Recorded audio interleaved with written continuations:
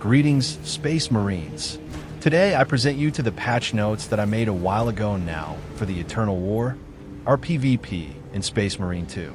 Since the announcement of the game back in 2024 having a PvP game mode, we were thrilled to know everything about it. While many expected large-scale battles and were a bit disappointed to know that the PvP of the game wouldn't be like that, the 6 squad members formula that has a total of 12 players per match is pretty enjoyable nonetheless. At launch, the PvP proved to be fun and engaging. Just like the rest of the game, you feel immersed in the battle. The following weeks from the launch of PvP, we players spend hours and hours leveling up and learning the pros and cons of each class. Sure, having only 3 maps at launch was a bit disappointing, but we always knew that the PvE side of the game was going to receive way more attention. Time passed, and many PvP players grew tired of playing the same 3 maps over and over again, with no new update coming to the Eternal War anytime soon. Some of us continue to play regardless of having the exact same PvP we had from day one, even after several months. Until one day, the devs finally decided to give the PvP some attention. They launched a balance update, including a few weapons and classes.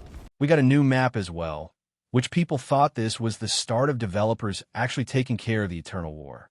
Later on, they announced the Hellbrutes Onslaught game mode, which was well received by most of the players. Even some players coming from the PvE side of the game wanted to try this new addition. We even got new armor sets for each class, and they look amazing too. This time, even more PvE players wanted to play PvP just to obtain these new awesome-looking sets. The PvP community was having a blast at that time, I remember. And then, all of a sudden, PvP was left to rot. Many bugs left unchecked for months, even server stability was a mess. Matchmaking is up to this day a complete disaster. No release of new content, no balance updates.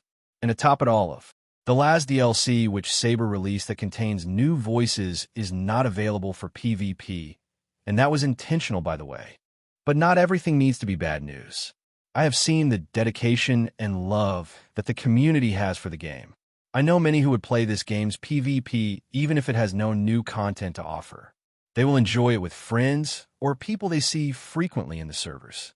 I have watched tournaments organized by the community, and they're just proof of what the game mode could potentially be if given at least some more attention and care. So without further ado, I am Corcrone, and these are my patch notes for the Eternal War. Just to say a few words before jumping into the changes. I'd like to say that these changes were aiming to improve the PvP given by the developers in a way that preserves its essence, expanding on unexplored areas, balancing it, brings tons of quality of life changes, enhancing players' interaction, and adjusting the unfair aspects of Eternal War both within and outside matches. Badges and honor. Badges will be displayed next to your profile name when you're on a queue, so everyone can see just some of the highest badges of honor you've earned recently. Players can opt to hide these in case they prefer to. Up to 3 badges will be displayed from your most recent match. Players can now honor other players at the end of a match. Both teammates and rivals can be honored. You can give up to 3 honors per match. New badges. Honor to Starties. You have been honored by 3 or more players in a single match. Honorific. You have been honored by 6 players or more in a single match. New functionality. Honorific loss. An honorific loss takes place whenever a player that just lost a match receives the honorific badge. This player will then be highlighted on his next match, and he will get extra points by completing objectives. This new interaction intends to motivate more squads to stick together after losing, instead of disbanding in search for new teammates. Abandoning your squad and the honored player is still an option you can take. Being the honored one, you can also choose to leave your current squad. However, that will delete your current status as the honored. Playing with an honored player grants you 25% bonus experience and requisition points, and your respawn timer is reduced by 2 seconds at all times. From now on, we will be referring to the honored player as the HP. To be clear, the honored player will be granted the following benefits to each game mode correspondingly. Annihilation. Each kill the HP gets counts as 2 kills instead. His respawn timer is permanently reduced by 4 seconds. His life restoration cooldown is reduced by 2.5 seconds. Killing an enemy player restores 1 health point. Capture and control. The HP contributes twice as points towards the objective while within a capture zone. Enemies killed by the HP see their respawn timer increased by 1.5 seconds. The HP receives a 50% increased class ability cooldown rate. Seize ground. His respawn timer is permanently reduced by 3 seconds. The HP captures and retakes capture zones twice as fast than a normal player. The HP's power armor takes 1 less second to refill if he's within a capture zone. The HP's movement speed is increased by 15% when out of combat. Hellbrute Onslaught. The HP deals 35% increased damage to Hellbrutes. The HP contributes twice as points towards the objective while within a capture zone. The HP has a 10% increased movement speed at all times. New equipment. Armor Boost. Armor boosts are now introduced into the Eternal War and are available at all maps, usable for all classes. Each individual player cannot benefit from more than 1 usage of an armor boost for every 60 seconds or until they die. Then this cooldown is reset. Armor boosts can be found near close quarters or places that Space Marines are more likely to fight around. If we split the map into Chaos and Loyalist sides, then each side should count with up to 2 armor boosts.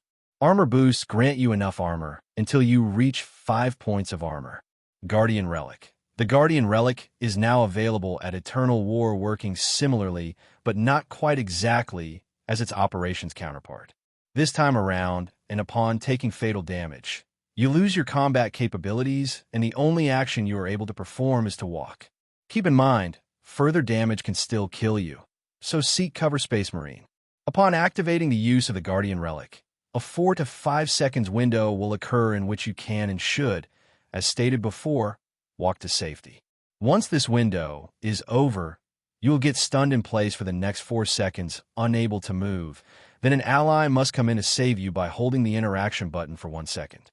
If an ally manages to save you, you get back to the fight with 75% of your health and no armor, which starts the counter for it to restore naturally. In case you cannot be saved by any of your allies in time, you will perish. Either way, the Guardian Relic is lost. This equipment is only available for the team that is currently losing the match. It spawns 2 per 4 minutes and appears on the rallying zones only. While affected or stunned by the effects of the Guardian Relic, you can contribute to objectives, and you don't count as a kill to the enemy unless no one comes to save you. New maps. Rainforest and Facility. Both new maps are located on Kadaku. One of them offers a plain view at open skies with just the right amount of debris and natural environment to use as a shelter, whereas the other map is more structure-oriented, low visibility, close quarters, and the works of the Adeptus Mechanicus. Rainforest, taking a piece of inspiration from the Skyfire campaign mission and the first half of the Severance mission that takes place outside the Adeptus Mechanicus facility. This battlefield takes place amidst the jungles of Kadaku. As a general rule for the Eternal War maps, we must respect the condition of the 3 zones. This map will count with marshlands, swamps, and a river bend. Here you have a visual representation of the different environments we could use to create this new battlefield for Eternal War, taken directly from the game. Facility, a map full of corridors, gates, low lighting, and close quarters. This map could have just 1 out of the 3 areas to be the open area, and the biggest one compared to the other 2. Here you have some images taken directly from the game of what the facility map could look like.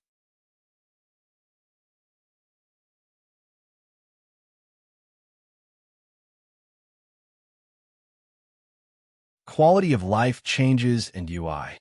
Key binding commands. Let players assign commands to quickly perform actions such as "on my way" to where their cursor is pointing at. Other examples could be the voice lines or anything from the action command such as thanks, attack, defend, or respect/victory. Find a solution to the recent players page within the game, which almost never works. Volunteering for squad swap. It happens quite often that you get into a lobby where your team is almost fully composed of players near max level, whilst the enemy team is mainly low levels, or even the levels are seemingly fair, but you stomp the match by quite a large margin. This option comes to offer a solution for these types of matches. Up to 2 players from each squad can volunteer themselves to swap sides. Notice how this is an optional feature, and it will depend entirely on the players and their moral code. When thinking of some possible rewards for using this new system, we could increase the experience gained by those players interacting with this system. We could create new ordeals related to this, or perhaps new cosmetics. Add an all chat for players to interact with one another. This is intended to give players the opportunity to open up the all chat to say good luck, have fun.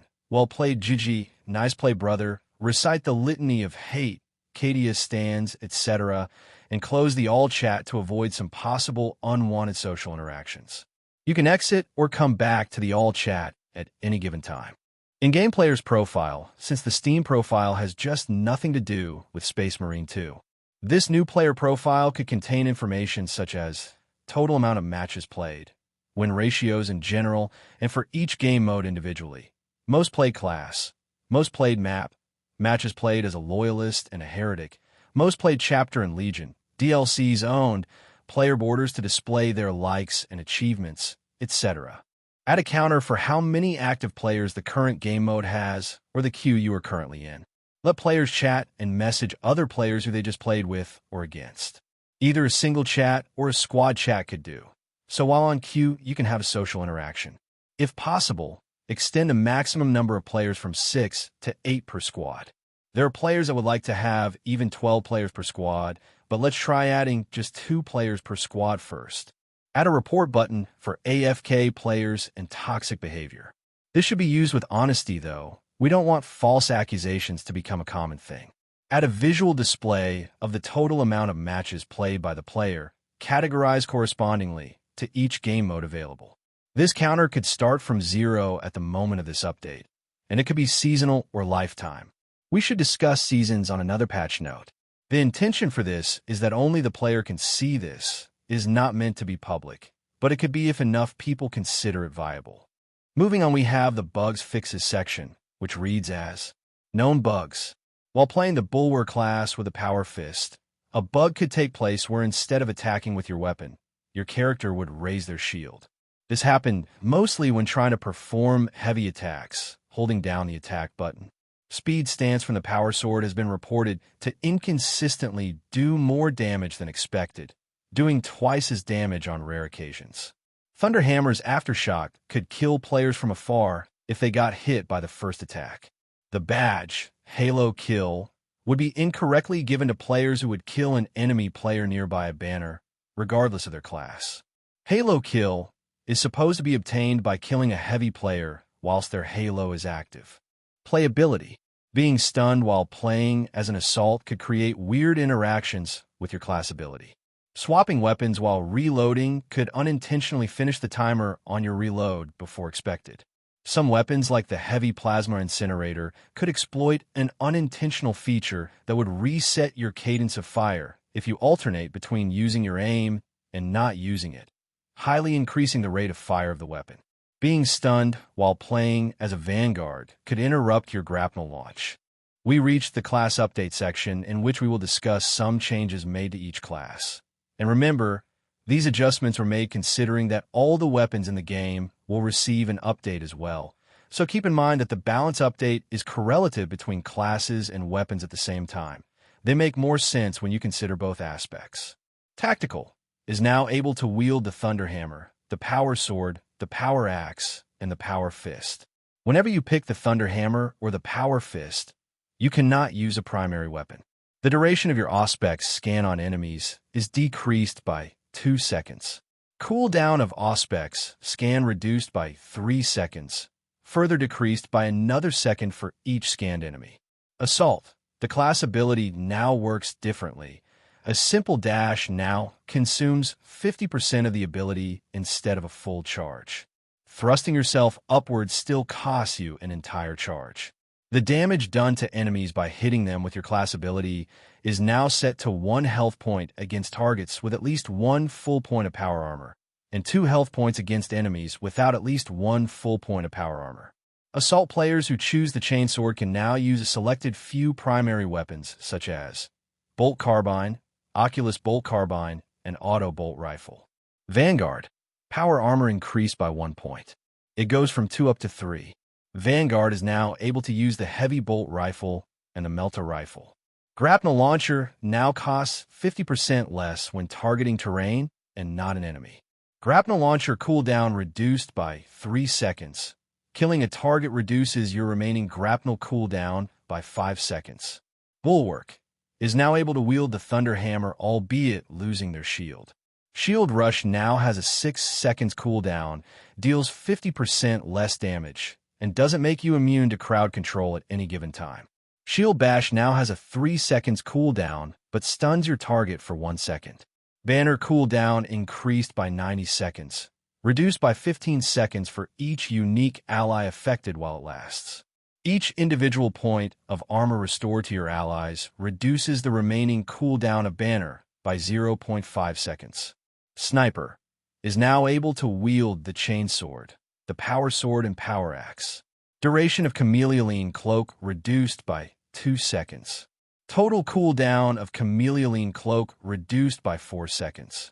Heavy health increased by 1. Power armor increased by 1. Halo's cooldown reduced by 2 seconds. Total damage absorbed reduced by 15%, but increased by 15% per nearby ally, up to 30%. Following, we have the buffs, nerfs, and reworks for all of our weapons. This section is very extensive since every single weapon was adjusted at least in one aspect. To keep this as organized as possible, we're going to approach this section by categories of weapons, and then I'll give you my personal thoughts on the weapons prior to these changes and after them. Before we jump into the changes, I'd like to say that this entire section of buffs, nerfs, readjustments, and more were shaped not only by my personal experience with the game, but rather a combination of subjective opinions and objective facts, coming mainly from myself, of course, but also the experience that other players have shared with me, YouTube videos, community guides, and posts, and more. All of it contributed to this extensive list of balancing and tuning for all the available weapons in our Eternal War. With that being said, I hope you can agree with me on most of the changes proposed, share what you liked and whatnot. The general intention of these changes is to give us a more complex PvP scene. But complex doesn't necessarily mean better. When I first introduced myself to the PvP of this game, I was attracted to its simplicity. It was slow at times, with some moments of high-paced action. It was simple, point and shoot, hit and run. And that was a shared thought amongst players. The PvP was fun and simple.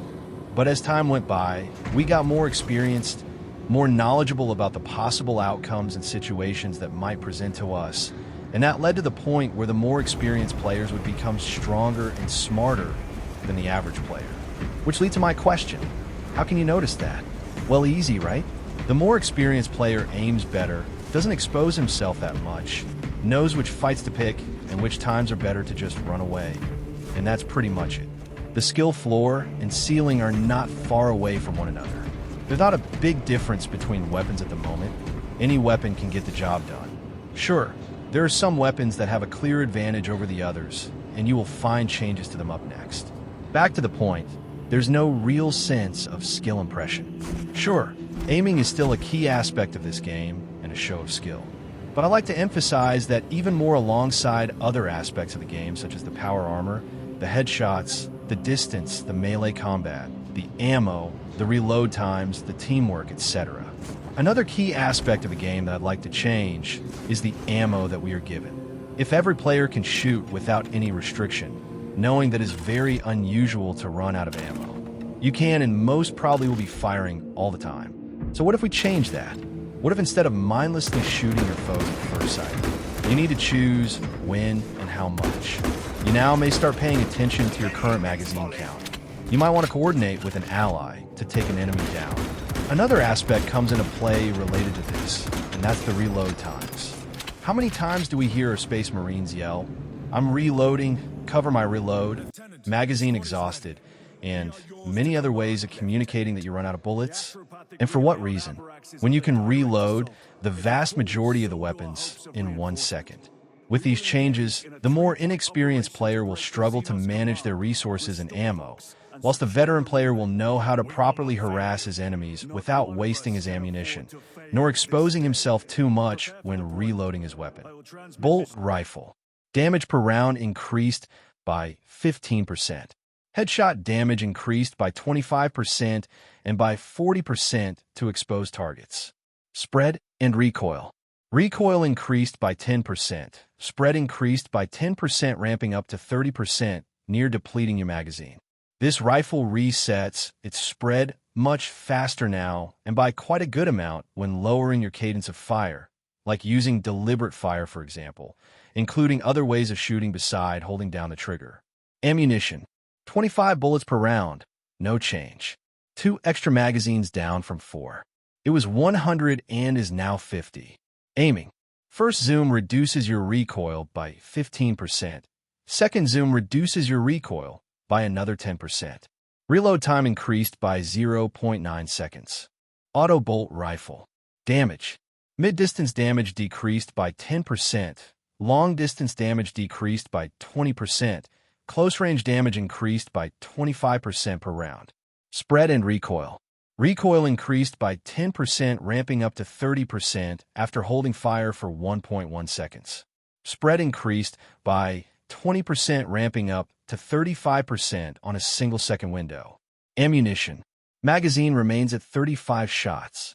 Ammo reserve is decreased. From 4 magazines goes down to just 2. From 140 down to 70. Aiming. Rate of fire decreased by 1+ when aiming, but reduces your spread and recoil by 33% at all times. From 6+ down to 5 when aiming. Reload time increased by 0.7 seconds. Heavy Bolt Rifle. Damage. Damage done per round increased by 5% at long range, by 7.5% at mid-range, and increased by 10% at close range. Spread and Recoil. Recoil increased by 10% on top of an extra 5% per second, while holding fire, up to a total maximum increase of 25%. Spread increased by 5%, ramping up to a maximum of 20% for each second holding fire. Ammunition. Ammo reserve decreased by 30. Goes from 120 down to 90. 45 bullets per round. No changes. Aiming. Rate of fire decreased by 2 when aiming, but reduces your spread and recoil by 33% at all times. From 5 down to 3 when aiming. Strength.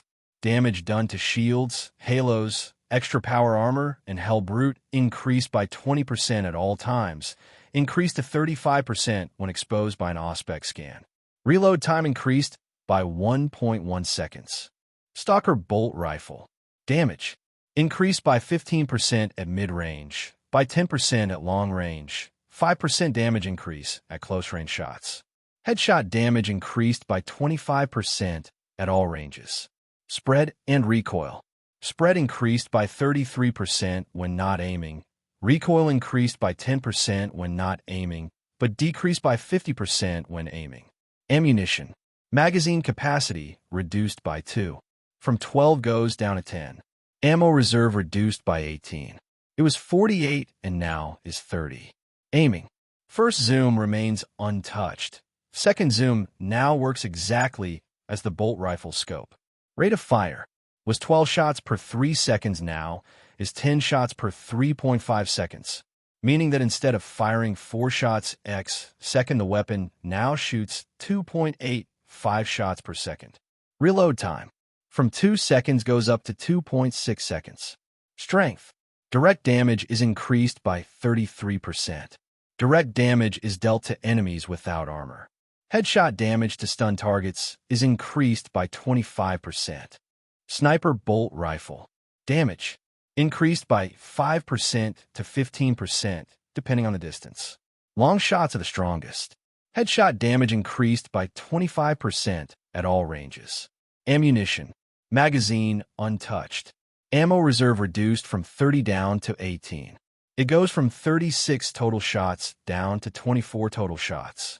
Rate of fire. Previously 1 shot per second. Now it's 0.75 shots per second. goes from 6 shots per 6 seconds down to 4.5 shots per 6 seconds. Reload time increased by 1.3 seconds. Piercing. Each bullet is guaranteed to pierce through your targets when their armor is depleted, dealing the corresponding damage to a secondary target, unless the shot was blocked by a shield or halo. Strength. Targets exposed by an Auspex can take a semi-heavy hit from your shots. Headshot damage against exposed targets is increased by an additional 25%. This is a special case for the Lost Fusel, a weapon I currently have no changes planned for it. Got any suggestions? Maybe turn the weapon into an anti-air fusel? Hitting a flying target interrupts their actions, perhaps forcing them to hit the ground without performing any other action, just fall. Should the body shots hit harder and headshots inflict less? Is the rate of fire fine? I honestly don't play this weapon. I don't like it, so I don't know if it's on a good spot or not. Now that we have seen all of the rifles and their changes, let me say a few words about them as a group of weapons, and then individually for each specific rifle. One common factor with the bolt rifles is the fact that for too long the community has been asking Saber for a substantial buff to all rifles, at least to their damage. My take on this is that while I highly agree that the majority of the rifles were underperforming, I would not like to see them being buffed too much to the point where everyone feels the need to play with a rifle, because they have become the best damage dealers in the game. So instead of a flat damage increase across the board to all the rifles, I meticulously gave them each the corresponding buff they needed. The bolt rifle now requires a bit more skill to use, but rewards you for being consistent and precise. And as an extra, I added this interaction that whenever an enemy is marked by any Auspex scan, gets exposed, your headshots deal even more damage than usual. This creates the opportunity to buff a weapon, but only when certain conditions are given. Let's call them damage multipliers. The auto bolt rifle is a clear example of a weapon that was designed for one thing, but was forced to accomplish more than just that. The ABR literally says that it's meant to be a close-range rifle. But the feeling you get is of a regular bolt rifle with an extended magazine. The ups and downs exist for sure, but they are so insubstantial that they go unnoticed. By redistributing its damage between the distances with your target, we can buff a weapon's damage while at the same time, we nerf it as well. This way we can balance the weapon to specialize at one or two things without making it weak or extremely effective at all times. The heavy bolt rifle should be the jack of all trades, just plain good without really exceeding at nothing. There's a catch though, and that's the weapon's strength. Since the weapon was good at everything and bad at nothing, I felt like it was lacking personality. So I came up with the idea of having this situational advantage where you can count on this weapon to focus down some specific targets like the enemy bulwark to break his guard with more ease, or the heavy's halo. The Stalker bolt rifle was buffed by Saber a while ago. Was the weapon in need of a buff? Surely enough. Did these buffs help the weapon find a spot to shine? Not really. See, the SBR was slower than the BR, but hit harder. With those changes, the damage remains the same, but the rate of fire was increased. So, you now have an almost identical rate of fire, but hit just a bit above the bolt rifle. The results? The weapon feels the same with a much shorter magazine, a bit more damage, and a better spread in recoil. That's pretty much it. With these changes, the SBR would potentially become much more lethal while also punishing players with poor aiming skills. This weapon is the prime example of a weapon with a high-risk, high-reward playstyle that goes along with the sniper class. An inexperienced player may find this weapon lacking. Since the rate of fire was reduced, its magazine was reduced by 20% as well, its ammo reserve is one of the lowest in the game with these changes, and the scope was changed to work as a bolt rifle instead of a sniper bolt rifle.